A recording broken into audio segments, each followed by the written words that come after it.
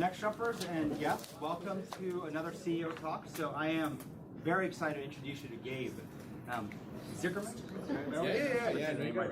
So I'm going to tell you about how we met, and then I'm going to tell you about our relationship and how it's grown, and just really quick introduce you that way, introduce Gabe this way. And I'll start by, some of you watch the show. I love the show for whatever reason, The Bachelor, Bachelorette.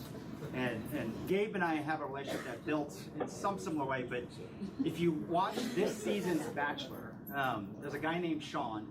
He's like a blonde version of Nereus. Good-looking guy, and just in that side. The other side is he talks about how what you see is what you get, right? Basically saying you meet me and you know me, and then that's me. I have no more underneath that. It's kind of you see everything right there, and really fast in the first 5 minutes of conversation. So and I'm gonna get back to this because it's relevant to sort of Gabe and I relationship, but how we met is not what I would call love at first sight. And the reason is because I saw him first, and I pursued. So I'm not sure it's love at first sight. And so around 2 years ago, I was speaking with Gotham, and Gotham is our engineer, for those of you who don't know, who is just gamification obsessed. He's somewhere in here, right? So yeah, gamification obsessed. And comes to me about, I'm learning more about this term and the field, and says, look, there's 4 experts in the world in gamification, but there's one guy who is number one, the expert. And Gotham's explained to me about his celebrity crush on this guy named Gabe, right? I don't know if you knew this, but so celebrity crush, read all his books. I mean, just memorized everything, following his tweets. I mean, G summits and every conference. And so I get invited to attend this members-only offsite conference. It's in Chicago, and it's really restricted to very high-level C-level executives in technology, amazing speakers. The topic was gamification. So I was like, how about Gotham? I'll invite you. When you come as my guest, we'll go together. So he's like, oh my God, I mean, you can't sleep the night before. I'm getting a full night's rest, and the guy's up on the books and whatnot. And I'm totally thinking, who is this guy, Gabe? What is gamification? All that stuff. So we go to this thing, and there's a lot of speakers. And there were 2 keynote speakers that really stood out. Gabe was by far the best speaker there, and it just jumped out. So I was like, at that moment, I was like, I get it. I get why you have this crush.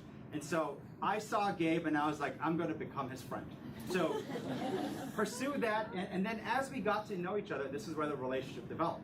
And I come back to the story of The Bachelor, where what you see is what you get. It's not the case for Gabe. And I think when I think about true love, like real good relationships, the more time you spend, it gets better and better. The depth in the relationship literally gets better and better. And every time I've met Gabe, there's a greater surprise. As I've gotten to know Gabe, he's so generous with his time. I mean, he's online, has sessions to mentor anybody out there who wants to reach him. He offers to mentor Gotham through our fast track mentorship program. I mean, and that was celebrity crush decides to mentor. I mean, that's a different story, but I digress. He is involved in so many different things, and I've got to know him. We had dinners, and I'm married obviously with Jackson, my gorgeous 4-year-old. But we built our relationship, and as we got to know each other, he's involved in Founders Institute. He runs the Founder Institute, which is mentoring young entrepreneurs to succeed. And he runs this thing in New York, one of the most successful chapters. And why he does it was just awesome. Why he does gamification. Gabe started a gaming company, sold, and literally could have done anything he wanted in the field, but really has dedicated his life to further humanity, make the world better, using all the knowledge he brought. And this is a guy that you hear things like this, but this is the real deal. He is the real deal. He does it for all the right reasons. There's so many instances where he could have taken the easier, shorter path to money, to even fame, and he takes the longer path. So this is the Gabe I've gotten to know. And we talk about CEOTalks providing access to both education and inspiration, and how it's a form of mentorship because you meet real people who are incredibly successful, and you hear about their journeys in life, both success and failure, and how they come back, and it raises our own expectations of ourselves. It makes you say, I could do that too. I'm as lost as he may have been or she may have been, and I can win. And Gabe is someone I've just learned to admire more and more as I've gotten to know him. So with that, very happy to introduce you to Gabe. Thank you.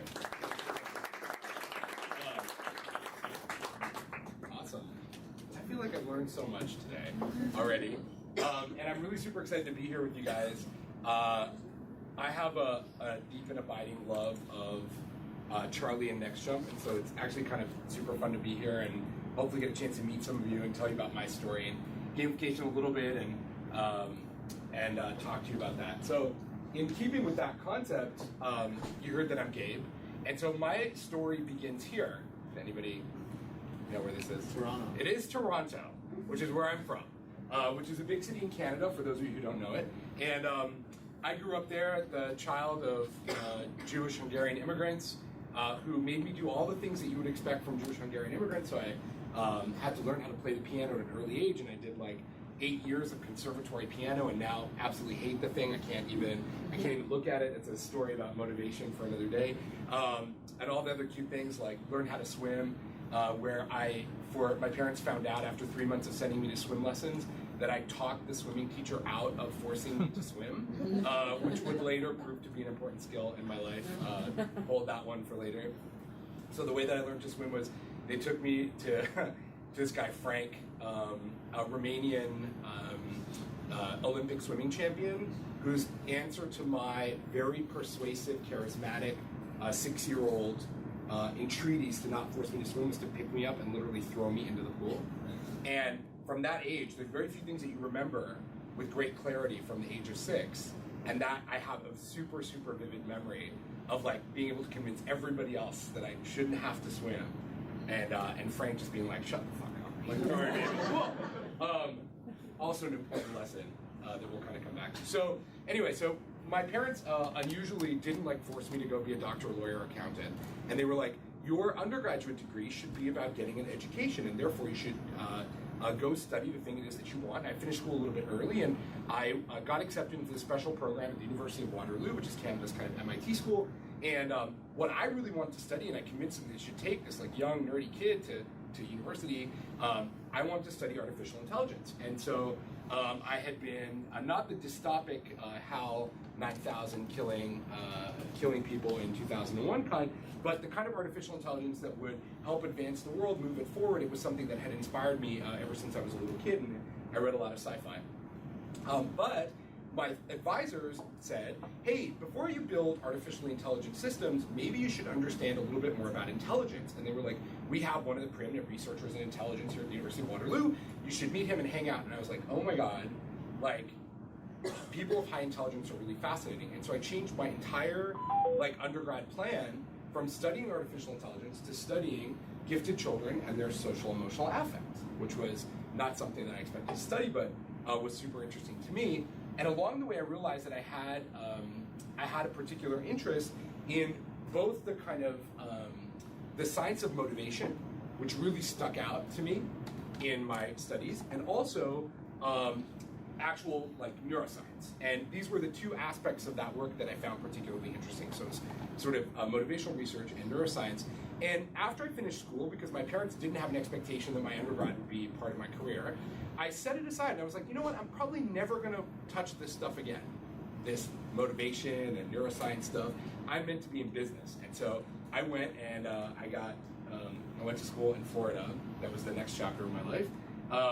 And got my MBA there. And at the end of school, I decided that I really wanted to be a big nerd, and I had been hacking these e-commerce systems. And just so you can get a picture of me at this moment, it's the mid-90s, and I graduated with my master's at 20.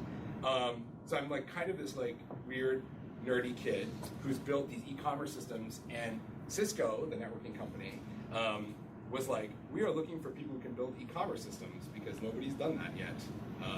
And they found me. And they were like, oh, cool. So they were come out to San Francisco and work with us and build these cool e-commerce systems. And they offered me an amount of money that was like more money than my parents made put together, like at this first job, and a team of 8 people to manage at the company to be product line manager for e-commerce. And that year, Cisco sold $1 billion worth of stuff on the web in 1995 or 1996. And that was more than the whole world put together, they alone. And so it was a pretty exciting and unique place to get this particular kind of education. But I also realized, that was my time in San Francisco, but I also realized that these were not my people. And it took me like a couple of years to figure it out after working in the networking industry. And really the moment for me happened, I was driving home from the valley in some, like, another absolutely soul-destroying commute up the 101, the 280 back into San Francisco. And, you know, and every time I would enter San Francisco and there were those two signs that said Golden Gate Bridge or Bay Bridge, and you had to make the kind of choice either way, I would always feel like so inspired to be like, oh my God, I live in this place. I live in San Francisco. It's like a fantasy place. And like, I grew up, you know, coming here and thinking about this place and like, it's amazing.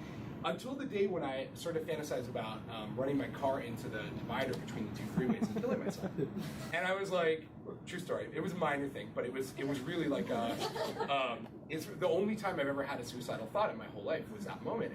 And it kind of jarred me, right? And I didn't do it, clearly. But I got home and I was like, oh, I don't think I'm doing the right thing with my life. Like, this isn't the right thing to do, clearly.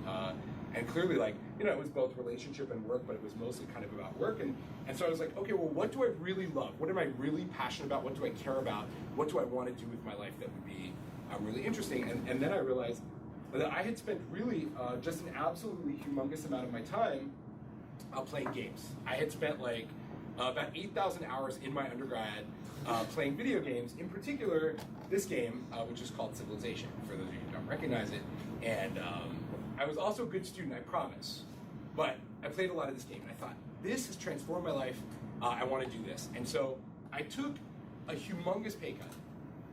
I have never recovered from this pay cut, let's just say, walking away from the networking industry at the time that I did. I took this humongous pay cut to go work on the Game Developers Conference, Gamification, and Game Developer Magazine, which were the three main kind of industry properties serving the games industry. I became the head of marketing for this group, put me right in the center of all the action. Part of the motivation was that I loved that game Civilization. I wanted to meet its creator, a guy named Sid Meier. That was about 40% of the reason for going into the industry in the first place. I met him in the first week, which was like amazing. And also in the first week, small funny anecdote.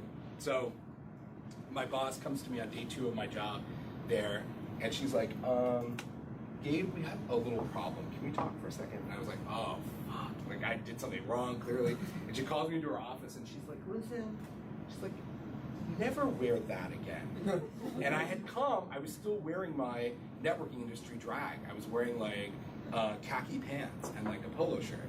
And she was like, do not ever dress like this again. Because game developers won't trust you because they look at you and they're like, you're not one of us. That's not how it works. And I was like, yes! Sorry, khaki pants people. I was like, yes! You know what I mean. I don't mean that you're wearing khaki pants. You know what I mean. But anyway, so it was kind of like a super exciting moment for me. And a couple of years later, I left there to co-found a company called Trimedia. And Trimedia was the first successful digital distribution company for games. It had a very simple premise. The idea was that you should be able to legitimately download a game on the internet. That sounds like a ridiculous assertion, because obviously we can do that. But in 1999, you couldn't. And we were the first company to really reach our arms around and say, let's do that.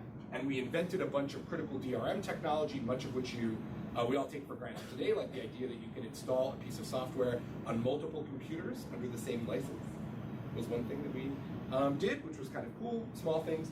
That was a lot of fun and really exciting.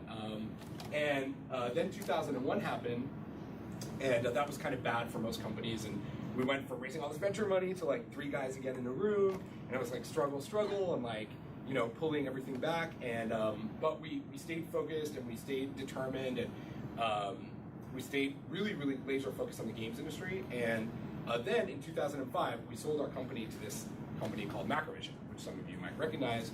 Here are the Macrovision folks during their IPO on the NYSE. Don't they look amazing, or the NASDAQ? Don't they look like amazing, brilliant people?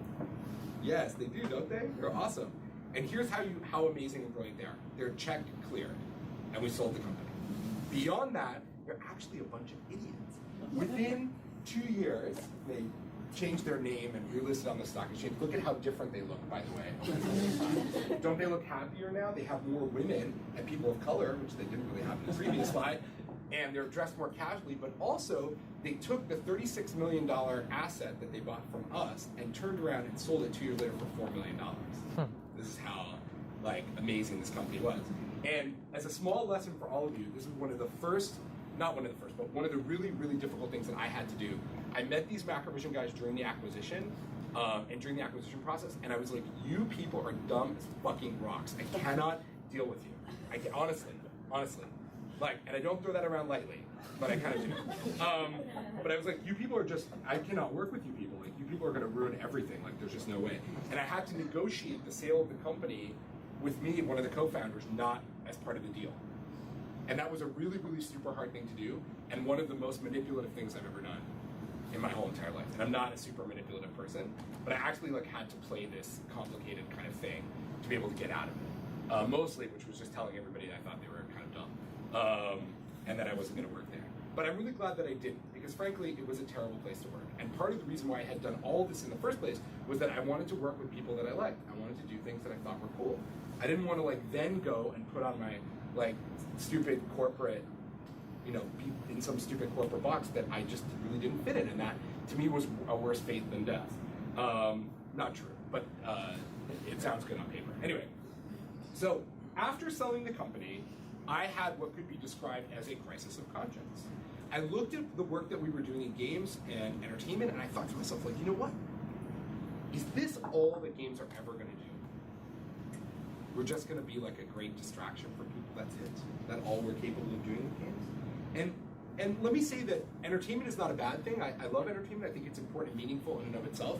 And obviously, I make money off that, and my friends do that. And entertainment's important, but it's not all that we could accomplish. And one of the sidebars for you, this has been in the news a lot lately, is the question about games and gun violence. And if you want to talk about it, I'm happy to talk with you about it at length. But I am of the opinion, I'm the rare games industry guy who doesn't think the games are without blame for creating a culture of violence. And so I was like, well, I think we could do more. So I started to look anyway at this moment. We sold the company in 2005. I started to look at what people had done with games that went beyond entertainment. And so I started to look at some design patterns. And one of the first design patterns that I looked at was work by this guy named Louis von Ahn. And some of you might recognize his name. He's the guy who created reCAPTCHA, and also has a startup now called Duolingo, which has become quite popular, gamifying the question of how we learn languages. Between those two things, he built a really cool app, which was a precursor to a lot of gamified design, called the Google Image Labeler. And for those of you who haven't seen it, it was like one of these cool things. He basically constructed a game where two people would go online not knowing each other and play to label images so the Google search engine would know what's in an image, because it's actually hard for algorithms to determine what the content of a image is. And so he built this cool game where a set of games where you would play and they were fun to you, but you were actually doing work for Google. And they had a pretty good system for making sure that the results were accurate. Like two people would play, basically the core mechanic was two people would play and they'd label an image and you'd only get points if both people agreed on the keywords that were contained in the image. And you knew you were playing with someone else, so your goal was to do the lowest common denominator words to describe the thing in the image and not go kind of like too far out there. Actually brilliant design and worth looking at for any kind of motivational or engaging design.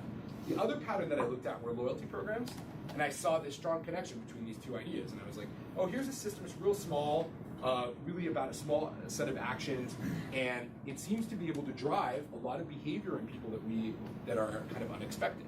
And I was once I started like frequent flyer stuff, and some senior guy at Cisco at one trip was like, you got to make sure that you collect all those frequent flyer points because they're one of the ways that you get compensated for all these terrible trips they send you on. And that just got me like totally hooked. And I was like, wait, this is a game. They're playing me like a game. I'm playing this like a game. I'm trying to optimize, maximize, and figure all this stuff out. And I was like, I think these two things are connected to each other. And then I was like, okay. I was like, so what's the actual problem? Like, why do we care about any of this stuff? And I realized, and this might resonate with all of you, so when you do a startup or you have an idea, you have this vision in your mind of how the world will be transformed by the thing that you make. And good founders are usually able to really embody that vision. They can really see in their head, like, let's say we wanted to bring electricity to the United States. We start typically with the process of saying, wouldn't it be awesome to see the whole country lit up? Isn't that how we would imagine seeing it? And then we start to think and we start to break it down and we're like, well, the hard part is really the generation part of electricity. The real science happens here. The tough part is figuring out how we turn whatever into power that we can then get to people. And then you're like, wait a minute, actually, hold on. We have to be able to get that to people somehow. So we also need to invent a method of transportation of this thing from the place where the hard science is happening to what seems like the easy part of the equation. And then you're like, actually, hold on. People have houses that already existed before we ever had power. We're going to need to find some way to like wire into their existing frameworks and concepts to be able to get this power to them. And so we then realized, oh my God, this problem just got 4 orders of magnitude harder. I've got to tie these wires from this power plant to everybody's houses. And even after you do all of those things, after you connect all of those dots, all of that isn't worth a piece of like 1 penny unless you can convince people to flip this switch over and over and over and over again. You can bring them the magic of electricity, but if you can't establish behavior that causes them to draw electricity back through the connection from their house to these big wires to this complicated system, you'll never be able to see all the lights on in the United States taken from a satellite dish as it orbits. And this is actually, by the way, the hardest problem of all. The other problems seem hard science-wise, but they're not actually that hard to do. This is actually really hard to do. Why? Because people are not widgets. They don't do always what we tell them to do. They change in a very linear fashion. They change in a really high friction way. When I look at the combined behavioral change of Next Jump employees in fitness, it looks like this cool graph that goes like this. But each one of you knows that individually you had to make that behavior change, those behavior changes on your own. You could use the community to help you, but you had to do it on your own. You couldn't like not work out and like borrow somebody's workout to accomplish the results. You can't, it's not like real socialization. You have to do that stuff on your own. And that's really super hard to do. And it's hard to do because humans are easily bored. Very quickly bored of things. It's called habituation, the science term for it. And they very, very quickly price things in from the world, stimulus and so on. And if, by the way, for those of you who are interested in the subject, there's been some great writing in the New York Times about the habituation in relationships and why the first 2 years of, in the last few weeks, and why the research on why the first 2 years of every relationship feels so amazing, and then it has to transition from like romantic love to companion love. And that happens kind of to most people because we habituate to all that stimulus. It's fascinating. But so people get bored easily. Also, the world is full of a lot of shiny, bright objects and stimulation. So it's hard to get your attention, Mr. and Mrs. Easily Bored. Also, we're pretty hedonistic, meaning when all things are equal, we choose the thing that gives us the most amount of pleasure, often shirking things that are hard or potentially good for us. And notoriously, we are especially bad at predicting the future. Real bad at it. Terrible at it. Like, we have, and studies show this over and over again, people always overestimate the likelihood of good things happening to them in the future and vastly underestimate the likelihood of bad things happening to them in the future, resulting in terrible ability to predict the future individually. So between those things, easily bored, readily distracted, really hedonistic, and terrible at predicting the future, how do you change the behavior of this terribly fucked up animal? How do you do that? This is a bad setup. This terrible setup. If we didn't know we were talking about humans, and I said, there is a thing, you've got to change the behavior of this thing that has these characteristics, the nerds in the room would be like, run from that. Like, that's terrible. How am I going to do that? So what you realize is you need to be able to engage people, right? In order to be able to make the change. The main thing is you've got, yes, not this kind of engage. You need to be able to engage people. And what does that mean? It means, in tangible terms, getting them to come back to an experience recently. So kind of in the last little while, getting them to do something. Getting them to do something on a regular basis, frequency. Getting them to do it for a longer and longer period of time, duration. Getting them to bring other people into the experience, virality. And making them feel happy about doing it, which is ratings, what they say when they're asked. These are 5 metrics, by the way, shifting gears. These are 5 metrics that we use to measure engagement on the gamification side. And they don't give you, they're not all the metrics, it's not the only metrics, no. But they're ways of measuring engagement. And the engagement piece is critical. So I formulate all these ideas, and in 2005, I have this talk that I'm scheduled to give at this games conference called Casual Connect that was set up before I sold the company. So I go to the person who runs the conference, it's a polite thing to do, and I'm like, hey, the company was sold, you probably don't want me anymore. no problem, give my slot to someone else. And she's like, well, you're a good speaker, you'll figure something out, keep the slot.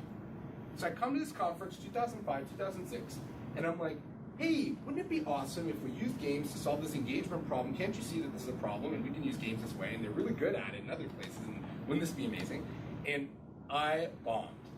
This was like the worst talk I've ever given in my whole entire life. The people in the room were just like, I don't know about all that. That doesn't make sense to me. But I was like, okay, but I think there's something here, and I don't know why, but I think there's something here. And so following in the kind of footsteps of like Ms. Von On, who I really respect a lot, I started to build like apps. So I built these apps that were gamified, help you sort your photos using games. It was like you have a big pile of photos, you need one to organize them, you're not tagging them, let's do that with games.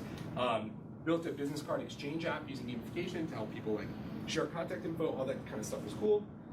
But I realized along the way, I got invited to write these books, and I realized along the way, like, oh, cool. I like the process of writing books. I hate the process of writing books. I like the process of writing books and hate it at the same time. Helps me organize my thoughts, so I started writing these books. I wrote one called Game-Based Marketing, which is in 2010. I wrote one called Gamification by Design that O'Reilly published in 2011. And then I have a new one coming out in April called Gamification Revolution, published by McGraw-Hill.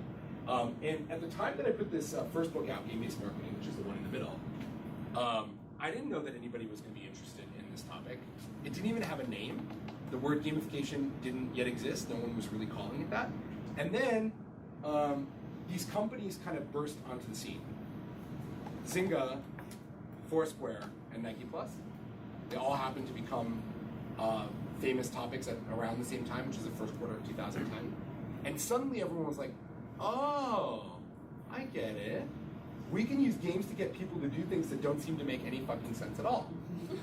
Notably Foursquare check-ins, by the way, that's the most important thing we're talking about. And companies can be popular and people can be super engaged with it. And I was like, oh my God, that's like kind of amazing. And it like hit all of my like happy button places. And I was like, cool, this topic is real and people are interested in this topic and it's like something that they actually connect with. And I got to the point where I also understood that there was a lot of fundamental science from my undergrad that I kind of brought forward about intrinsic reinforcement and the dopamine loop, challenge achievement, and dopamine, which is a core part of what made games so compelling. So underneath all that stuff like Foursquare's BS and blah, blah, blah, was real science. And I was able to, for the first time, connect the dots between that undergrad work that I had done and the situation that I found myself in, which was explaining from a science standpoint why it is that all of these things work and how we can make this repeatable, how we can make this a scalable kind of thing.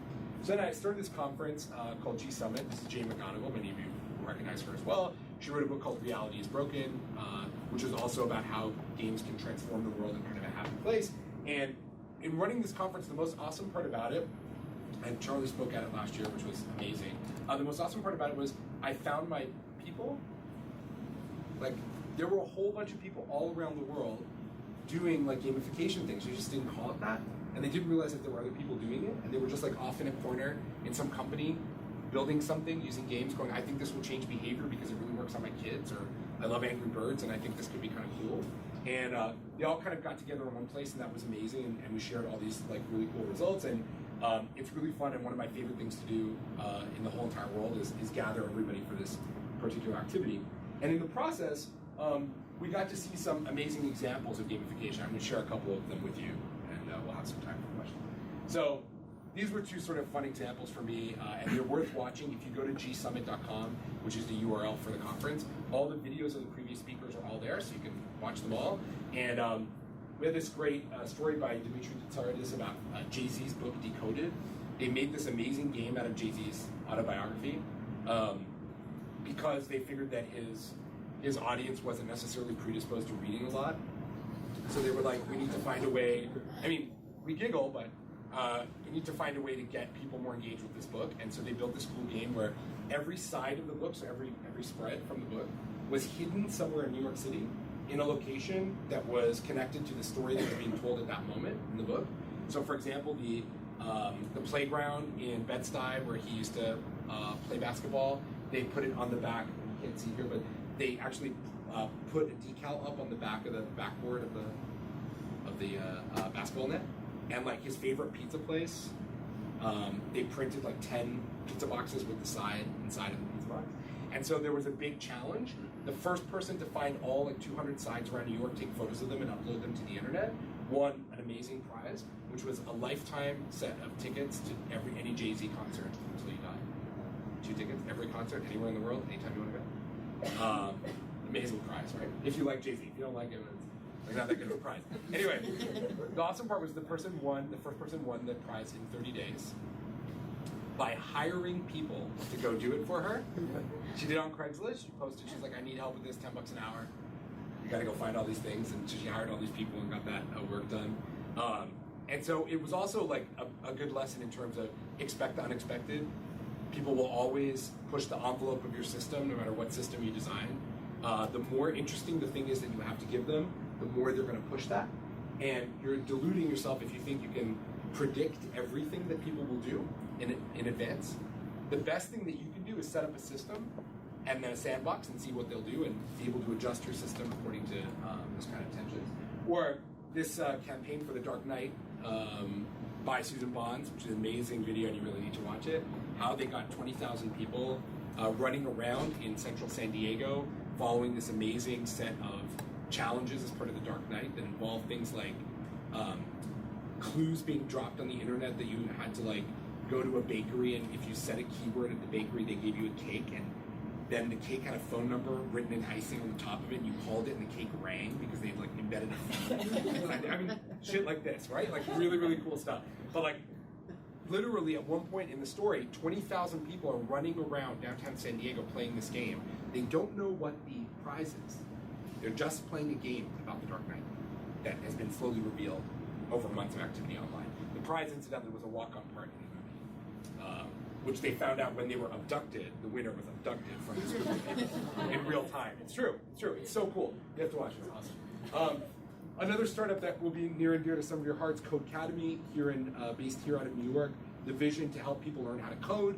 Many of you who are software developers will know most of the resources you need to learn how to code are available for free, completely for free, totally for free, online right now. If you're motivated to learn how to code, you can learn how to code. Anybody can learn how to code, but nobody does. And so the startup that really not very many people do. And so the founders were like, well, let's fix that. They built a gamified system, teach people how to learn how to code. In the first 12 months, 1 million people learned how to write software using CodeCademy, which is an amazing number, especially when you consider it's more than all the STEM graduates in the US put together in the same period of time. A very significant behavior change. And the most interesting thing about it was they used a kind of tiered system that engaged the teachers, the people who create the courses as well, in a system of continuous challenge and improvement, which is kind of awesome. This guy, who was so often in my presentations, if you choose to watch a smattering of my presentations, Next Jump is one of the most consistently mentioned ones in there. And so you told such a lovely story about how you feel about me, and I love the part where you're like, I'm married and have kids, but I was like, I didn't come on you, Charlie, that's odd. No, but at the same time, actually, I have like the biggest crush on you. Like I do actually. I love your thing that you're doing here, and I talk about it all the time because I'm so like impressed with the level of concern and care, commitment, and ideas that you have about your company, and that's why I talk about Next Jump in almost every single one of my presentations. And so you know the story, so I'm not going to belabor it for you, but the stuff that's happened here is an amazing example, and you need to hear the reactions of audiences when I tell the Next Jump story to them in the context of behavior change. I encourage you to listen to one of my TED Talks and fast forward to the part where I talk about Next Jump and listen to the audience, because you'll hear it. You'll hear their reaction. Or one of my more recent talks where I added a little bit of emphasis to the story and just people's reaction, like, what? Especially HR people. I was like, oh no, what? There's pretty cool stuff, and of course Charlie's talk at G Summit's also amazing. Another really fun example, for those of you who haven't seen it, is a thing called Speed Camera Lottery. It's one of my favorite basic examples of gamification. So you all know what a speeding camera is, right? It's Manhattan, so we don't all drive, but you're familiar with the concept. You speed, it takes your picture, you get a ticket in the mail, usually you're doing this in the picture. So everywhere in the world, they have these, but in the Nordic countries, like Sweden, Denmark, Norway, tickets that you get for speeding are not based on how fast you're going, they're based on how much money you make. So the bigger your income, the bigger the ticket. And a couple of years ago, Sweden gave out the world's biggest ticket, which is a $250,000 speeding ticket. One. Which I'm sure was like the president of IKEA or a member of ABBA or something like that. I don't know many famous Swedish people, but those are the ones. Anyway, so set against this backdrop, a guy named Kevin Richardson, a game designer, is asked as part of a contest to reimagine the speeding camera, and here's the idea that he comes up with. Instead of you driving by the speeding camera, breaking the law, getting your picture taken, and the hammer of Thor comes down and like, ticket. The way speed camera lottery works is anyone who drives by the speeding camera at or below the limit is automatically entered into a lottery to split the proceeds of the people who speed. Okay? So, which of the two models of behavior change do you think works better? One, we trust you. You're a member of society and we trust you. But if we catch you breaking the rules, we're really gonna fuck you. Or, option B, slow, dripwise, positive social reinforcement every time you do something right, and punishment if you don't. That's kind of an obvious setup, right? You know my take on this already. It's B. This is so effective, speed camera lottery is so effective, it reduced speeding by 20% at the point of intervention. No marketing, no discussion, no television commercials, just this, which is speed camera lottery, standing in the intersection, done. And just to put this into perspective for you, why this is so successful, many of you know the United States raised and lowered its speed limit 3 times in the last 40 years. Research shows that it did not affect the speed of an American driver in any way. Same thing in the UK, same thing in Canada. Change in speed limits do not change speeds at all. At all. People continue to drive at the same speed they always drove. This behavior is intractable. This is something people do not change, even with big threats and punishment. But by introducing a kind of fun aspect to it, we can kind of change people's behavior and sort of. And the last example that I want to share with you is about the world of work. And so I'm sure it's not the case here at NextJump, but in most companies, the annual review is not the most awesome part of the year for people, whether you're a manager or you're an employee. Most of these companies, the annual review looks something like this. Your boss, like a troll from the mountain, descends from his cave with a piece of paper that contains some information on it. And for 45 minutes, you sit there in awkward silence as he reads you a list of feedbacks that you've never heard before, after which he or she gives you your pre-agreed upon outcome, which has already been determined because it's already been approved by everybody. So you've been forced to do this kind of like awkward discussion for no particularly good reason. And then afterwards, your boss is like, back to the mountain. You don't see him again for another year. That's more or less the annual review of most companies. So the question on the minds of startups like do props to you, what was called Ripple but is now Work.com, was why does it have to be like that? Why can't that be more fun? Why can't that be more interesting? So they developed basically a gamified mobile app.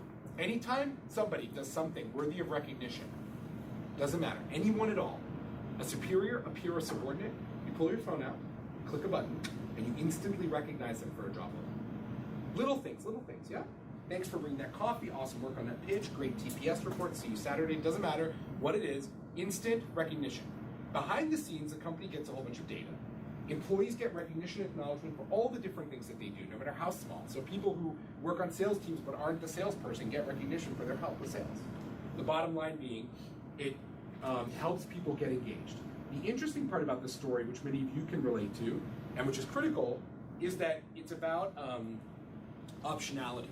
So companies like Spotify, Living Social, and now Facebook have standardized on this approach for feedback. There are no longer annual reviews at Spotify. Completely gone.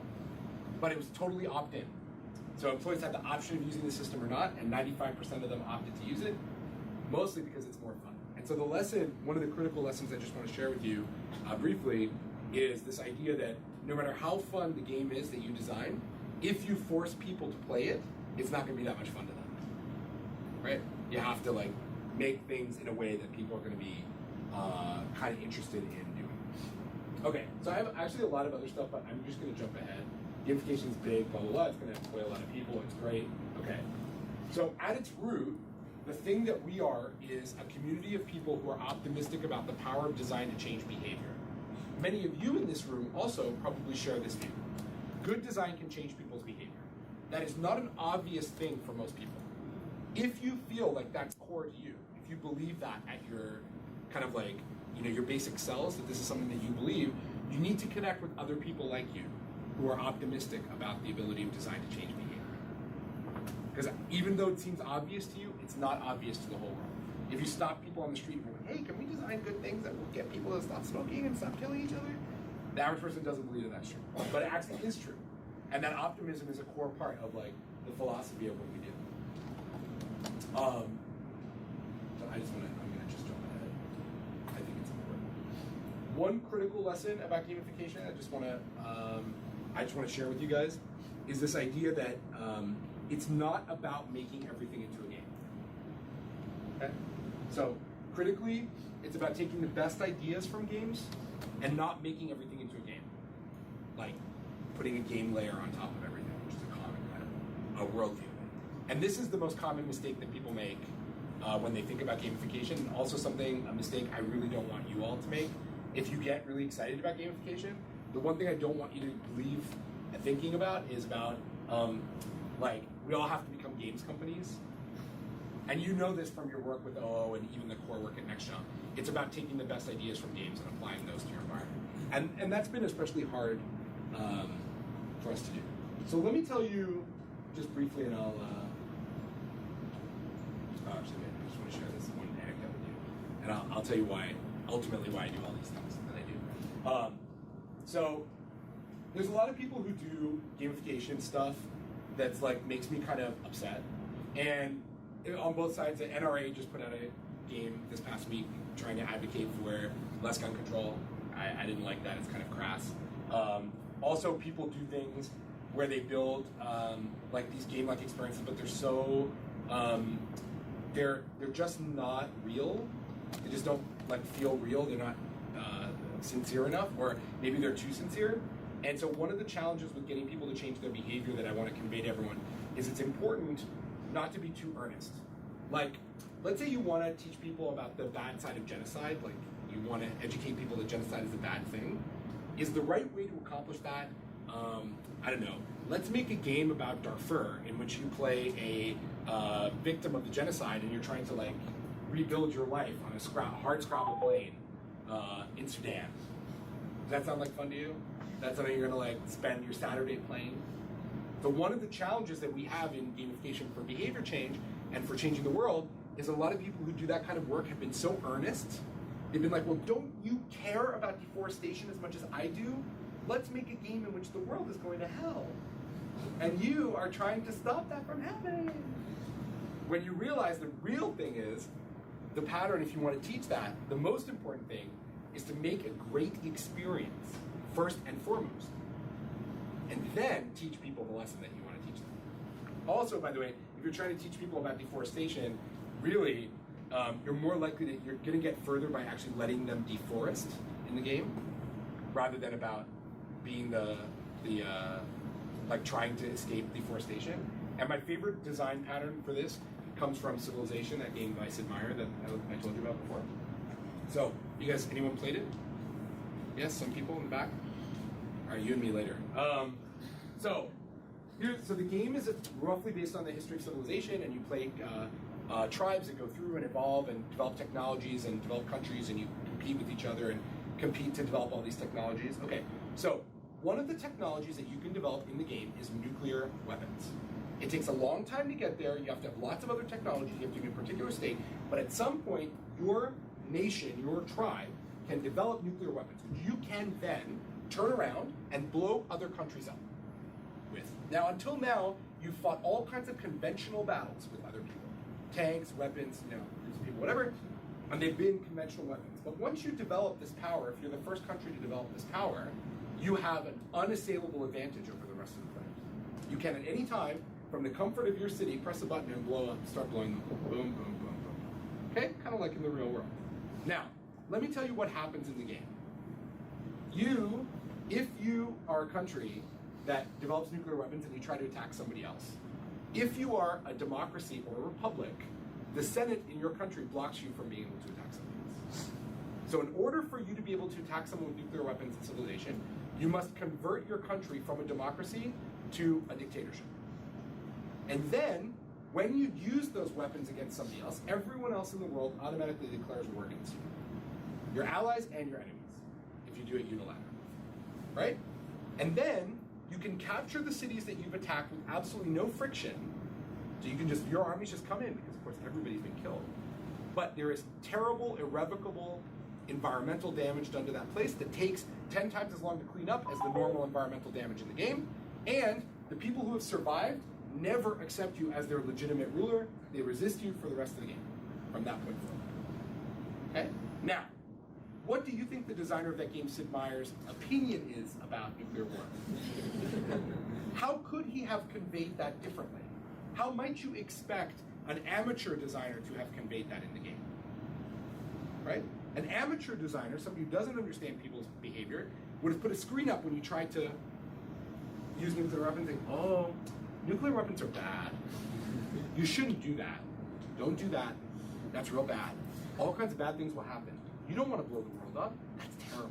Oh, don't do it. Look at the poor kids. Okay?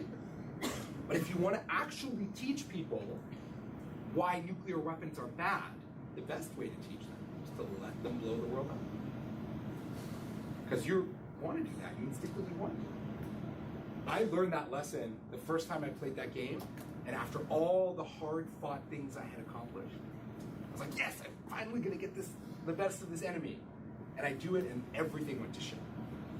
Right? All around. Such a good lesson.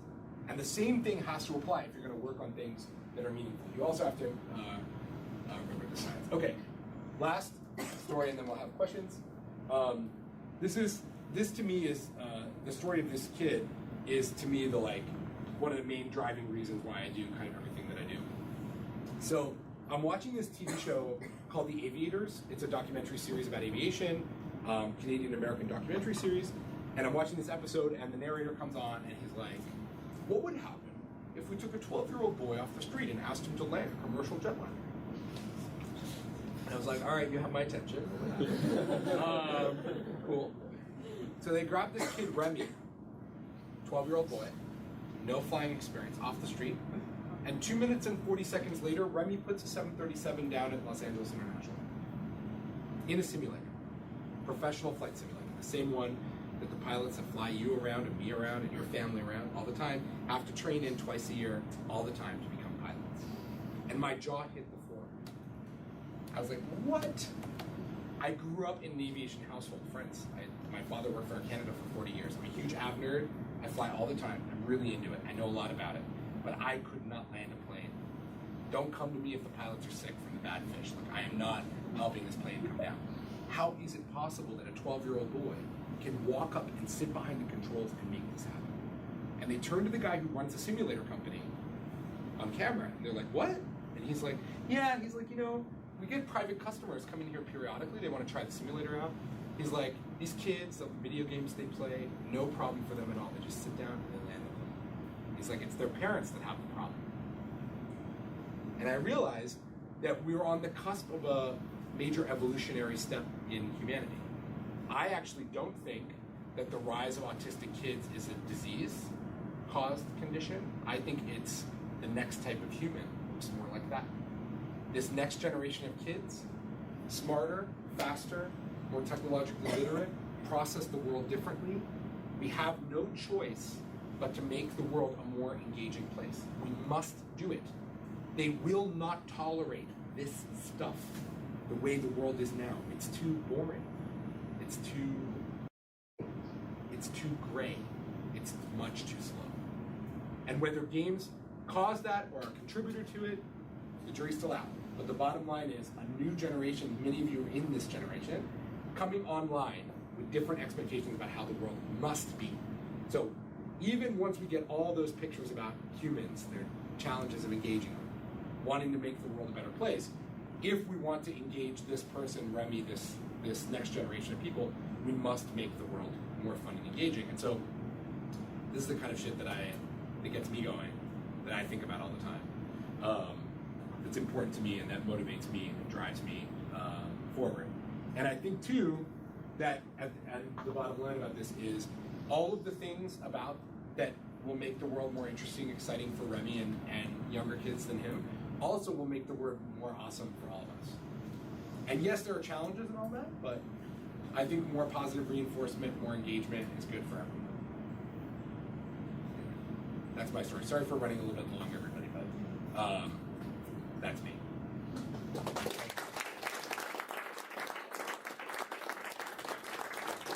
Can we start with San Francisco? Do you have any questions? I love your breakdown. Participant line unmuted. Jonathan, can you speak up? Or Is it muted? I'm unmuted. He's asking you to hold on.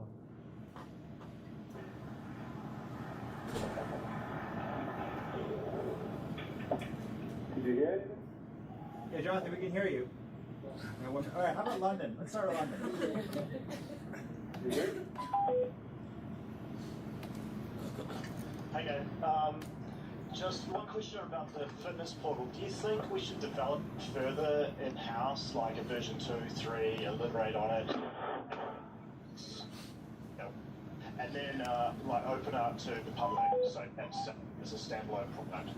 Oh, well, based on what I know about the fitness portal, I think the public totally wants that product. Like, the reaction of people to that, just is tremendous. There's definitely some market for that. There's no question. I would want, if I were you, I'd want to explore that a little bit, but productizing that product is definitely would be unique in the market, and there's only a couple of people looking at the space in kind of similar ways, and there's definitely some market demand for that, no question. How about in Boston? Participant box is muted. So we have a lot of, part of our core program is helping employees save money, and we have clients that we sit within benefits, and I know it's a topic of, can you provide a few more examples of companies that are using kind of gamification principles around to increase employee engagement? And maybe kind of coupled with that, the reverse part of some common mistakes. So you touched on a common mistake of such as, forcing, people or employees to play the game, making it almost too much into, gaming principles, etc. But then, if you could touch on maybe two of those. Sure. One of my favorite examples of a failure in employee gamification, it's in my new book, comes from a company called Omnicare, which is a pharmacy management company. And so they help pharmacies manage their inventory and people and all this kind of stuff, outsource the system. And so they have a help desk at Omnicare where you call if you have trouble with their software. Standard help desk. Except that Omnicare's help desk was an absolute shit show. 3-hour wait times were totally normal. Customer satisfaction was the floor. The company was sort of scrambling and really like, what do we do about this? Because no one's happy about this situation. And so the first thing that they did was they put up a big leaderboard of everybody's performance stats and started offering like kind of cash rewards for the top performers on a regular kind of basis, daily, monthly, pretty good money. And suddenly, what was a customer crisis but employee stability turned into an employee crisis that drove the stats even further, had employees walking out the door. Everybody was up in arms, right? And the company was totally baffled. Like, what? Like, this should work. Because we introduced something that we think just would work every time, which is competition and cash incentives. And everybody likes that, right? And like, that works all around the world and everywhere. And so what they realized very quickly after really throwing the train off the rails, when they dug in, was that the introduction of the cash incentive and this kind of like stats-based competition in that environment felt like a reduction in autonomy for the help desk agents. They felt like their agency, their ability to control their own destiny, was being taken away. Because now it was like about numbers, and now it was about money, and really they were in it with a higher purpose or a higher meaning, which was to help people. And the company wasn't valuing that. So they were like, okay, well, let's change that game around a little bit. So they took the cash incentive out, and they switched the design to a questing model. So the idea was that as employees were answering kind of help desk questions all kind of throughout the day, they were also doing these like little quests and challenges, like get 3 customers who all have had problems with the like onboarding experience, right? And like you get 3 of those together, and then you get the like onboarding experience problem solver badge, and then that was a quest. And like today, today you want to get like your satisfaction score is above 7, but also you need to be able to, you want to talk to people in like 12 of 50 states, right? So all these different kinds of challenges that were more, they were more fun in a way, but also less about like how long every call is going to be and like no cash incentive. And today they have a super well functioning help desk. Their hold times are down to about 20 minutes. Their churn rate is really low. Employees are kind of happy. And the key thing is the cash incentives also are gone. So they just get their regular salary. There's no more money changing hands. So by comparison, Target has a little game that Target cashiers are playing when they check you out that gives them a little bit of feedback on the screen about whether or not the item they're scanning, the cashier's doing that fast enough. So as they do it, they get a little G or an R on their screen and a score that shows how close to the ideal time for this particular interaction the cashier was getting. And so that has had the effect of raising satisfaction among employees, raising retention, raising throughput, improving customer satisfaction at Target, right? It's the same kind of design concept as the one that I talked about in Omnicare. The main difference between them is that the Target cashiers felt like they had very little agency in their job. They didn't know how they were doing before this feedback game was introduced. So we gave them more agency by letting them see their feedback score. So it increased their sense of satisfaction about their job. In the Omnicare example, the people had a lot of agency. The gamified design reduced the agency by forcing them to focus to the task. So they were really dissatisfied. So we need to find a way to increase people's agency. So, so part of that is tailoring the correct design to the right group. Yes? If any of you work in sales, you're totally comfortable with the idea of leaderboards and cash incentives for meeting the number. That's totally normal for sales. So when we do that for a sales group, we can take that and add other cool stuff to it in sales. But we wouldn't want to do that to a group that's all about problem solving. San Francisco? Participant lines unmuted. All right, so, hello? Can you hear? Go ahead. Okay, cool, yes. And then, so for us, one question that we had was, so in the SF office, we are building mobile apps, and one challenge that we've faced is, I guess, when we try to add a layer of engagement or gamify parts of the app, it seems to wear off on people, and then they get tired of doing the same thing over and over again, or the incentive's just not there. How do you propose that we go about designing things and fun, putting those incentives and motivation in, and to keep it fresh? So that's a really big question that you just asked. I know it was couched as a very targeted question, but it's actually like a giant question. So I'll just give you like a couple of like quick things. Okay, first one is, I said no game, no matter how fun the game is, if you're forced to play it, it's not going to be that good, right? Also true, no matter how fun the game is, if it never changes, it's not going to be that much fun after a while either. That's the corollary to that. So one of the things about gamification that's essential is you have to view it as a process. You can't view it as a project. It's a process. So it's a continuous process, an agile process of introducing engagement elements and engaging ideas to your design, and then iterating those over the long haul with someone, with a group of people, to keep it interesting, motivating, and fun. Now, the core concept of an activity that people have to do kind of over and over again, for those of you who play games, you might have heard the term a grind, a term from game, or grinding is a term from games. And the concept of a grind is a small unit of activity that you try to get users to do kind of in a reflexive way all the time in order to build up experience with something so that they can then do other more complicated actions. So taking it out of games for a second, the grind in something like Foursquare is checking in, right? The grind in Instagram is posting a photo, yes? So there are grinds in every single one of those activities. So one thing is you do need to define the lowest, the smallest unit of action in your experience, whatever that action is, and then you need to establish a behavior pattern that gets the user to just do that and not even think about the fact that they're doing that anymore. You just have to do that kind of all the time. And then the game builds from there. At the very beginning, you have to lean in to get people to do that. You've got to incentivize that, you've got to make that fun, but over time, it just becomes a kind of habit.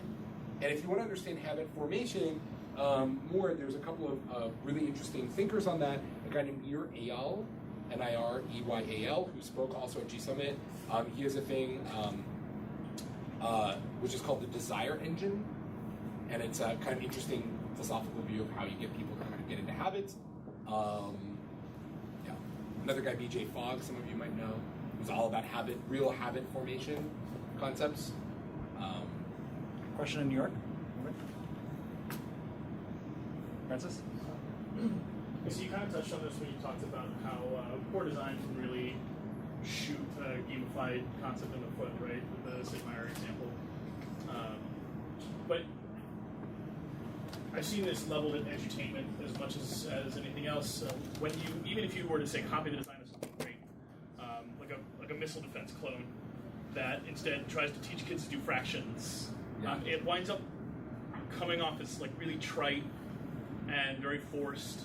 And so I wonder, how do you go about avoiding that, right? So if you're playing a game about genocide in Rwanda, and no matter how well designed it is, if it's on a site that like has this very tokenizing, like, how dare you not feel this way, even if the design of the game is perfect, like it can shoot itself in the foot. How do you affect that? How do you change that? Okay, so also great and really interesting multi-part question. Okay, so first, taking a step back for the design, question about like pattern matching to an existing design. Okay, yes, it can totally feel trite, but it depends on the context. So I don't know how old many of you guys are, but do you remember like walking into class and in like school, like middle school or high school or whatever, and seeing the a VCR trolley in class, right? And you knew when you saw that trolley that it was like something awesome was about to happen, right? Because instead of listening to the teacher, you were going to get to watch some movie, and that was probably going to be better than the thing that you had before. Okay.